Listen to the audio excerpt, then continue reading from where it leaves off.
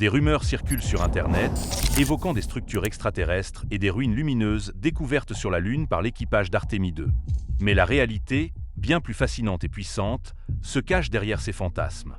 Le 6 avril 2026, ce que les astronautes d'Artémis 2 ont véritablement observé a dépassé l'imagination, se révélant plus saisissant, plus troublant et plus extraordinaire que n'importe quelle fiction. Préparez-vous à découvrir une révélation qui changera votre vision de l'exploration spatiale.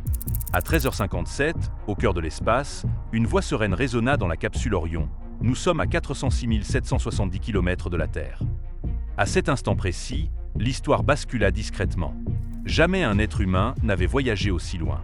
Le précédent record, établi par Apollo 13 en 1970, était de 400 170 km. Artémis 2 venait de le pulvériser de plus de 6400 km. Par le hublot, la Terre s'était déjà transformée en un disque fragile et lumineux, suspendu solitaire dans l'obscurité. Devant eux s'étendait la face cachée de la Lune, un territoire inexploré par l'œil humain depuis plus d'un demi-siècle. Alors qu'Orion s'approchait de la Lune, la qualité de la lumière se modifiait d'une manière qu'aucune photographie n'avait jamais pleinement saisie. Le Soleil, bas sur l'horizon, projetait de longues ombres d'une netteté saisissante, s'étirant sur les cratères et les crêtes, transformant la surface en un paysage de fort contraste, presque irréel. Ce n'était plus la Lune familière observée depuis la Terre, mais sa face cachée, plus rude, plus profonde et infiniment plus complexe. Pendant près de 7 heures, les astronautes ont plané à seulement 116 km au-dessus de ce terrain, étudiant des caractéristiques jusqu'alors observées uniquement par des yeux robotiques. Mais c'est alors que l'inattendu se produisit. Ils commencèrent à percevoir des couleurs, non pas le gris terne que l'on associe habituellement à la Lune, mais des variations subtiles. Un éclat argenté sur les parois des cratères, des textures délicates dans les éjectats, et le plus surprenant, de faibles teintes verdâtres et bleuâtres dans certaines régions. Un astronaute décrivit un bassin qui semblait chatoyer d'une pâle lueur verte, un phénomène que les scientifiques avaient seulement évoqué, mais jamais confirmé avec une telle clarté. Ces couleurs n'étaient ni vives ni évidentes. Elles étaient délicates, presque fantomatiques, visibles uniquement sous l'angle précis du Soleil qu'ils expérimentaient. C'était un rappel qu'après des décennies d'exploration, la Lune conservait encore des secrets invisibles aux seules machines. Puis vint la phase la plus intense de la mission. Alors qu'Orion glissait derrière la Lune, toute communication avec la Terre fut soudainement coupée. Plus de voix, plus de télémétrie, plus de connexion, juste le silence. Pendant 40 minutes, l'équipage fut totalement seul, isolé de chaque autre être humain sur la planète. La Lune elle-même, une paroi rocheuse massive de plus de 3200 km d'épaisseur, bloquait tous les signaux radio. Il n'y avait aucun système de secours pour contourner cela. C'était un silence radio complet.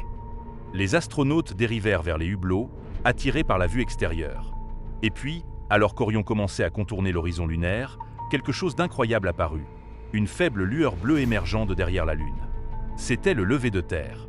Lentement, leur planète natale apparut, s'élevant au-dessus de la surface grise et inerte. Elle semblait petite, lointaine et incroyablement fragile. Chaque océan, chaque ville, chaque personne qu'ils avaient jamais connue existait au sein de cette minuscule sphère. Pendant un instant, personne ne prononça un mot. Certaines expériences dépassent les mots, et celle-ci en faisait partie. Mais le silence ne dura pas, car autre chose attira soudainement leur attention. Un éclair, vif, net, et disparut en un instant. Au début, cela ressemblait à un jeu de lumière. Puis cela se reproduisit, encore et encore. Des impacts d'astéroïdes, des collisions en temps réel se produisant juste devant eux à la surface lunaire. En peu de temps, ils observèrent au moins 6 éclairs d'impact distincts. Chacun était une explosion d'énergie, alors que des débris spatiaux s'écrasaient sur la Lune à une vitesse incroyable. Ce sont des événements qui passent généralement inaperçus, détectés uniquement par des systèmes automatisés sur Terre. Mais cette fois, pour la première fois depuis des décennies, des humains en étaient les témoins directs.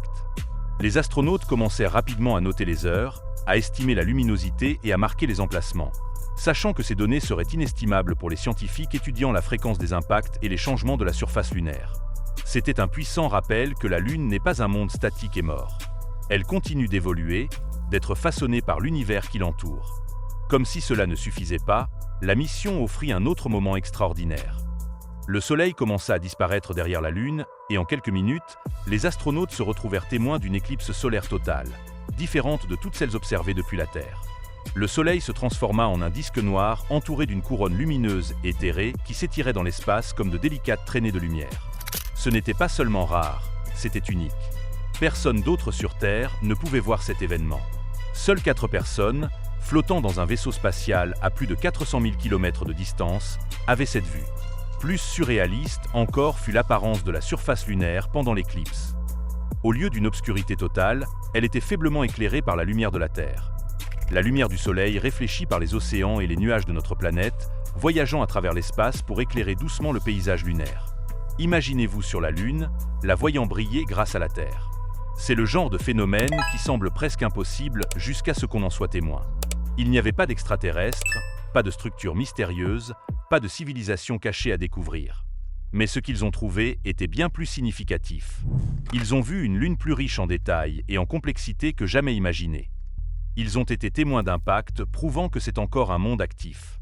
Ils ont expérimenté un silence si complet qu'il a transformé leur perception de l'isolement. Ils ont vu la Terre se lever comme un foyer lointain et fragile. Et ils ont observé une éclipse solaire que personne d'autre sur la planète ne pouvait voir. Ce ne sont pas des moments fictifs conçus pour générer des vues ou des clics. Ce sont des expériences réelles qui élargissent notre compréhension de ce que signifie explorer l'espace. La vérité est que l'espace n'a pas besoin d'être exagéré pour être fascinant. Il n'a pas besoin d'extraterrestres ou de secrets cachés pour captiver notre imagination. La réalité est déjà plus profonde que la fiction. Artemis 2 n'était pas seulement une mission pour voyager plus loin que tout être humain auparavant. C'était une mission pour voir, pour ressentir et pour redécouvrir l'univers à travers des yeux humains. Et ce faisant, elle nous a rappelé quelque chose d'essentiel.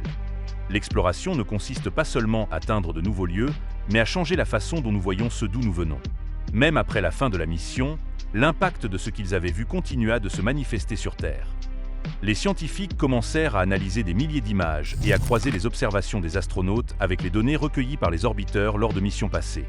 Ils découvrirent ainsi que ces faibles teintes vertes et bleues étaient liées à des variations de minéraux lunaires et à une ancienne activité volcanique. Les impacts d'astéroïdes enregistrés permirent d'affiner les modèles de fréquence des collisions de la Lune avec des débris spatiaux, améliorant les prévisions de sécurité pour les futures missions. Même les descriptions des astronautes sur la lumière et les ombres offrirent de nouvelles perspectives sur la manière dont la vision humaine interprète les environnements extraterrestres, un aspect qu'aucune machine ne peut entièrement reproduire.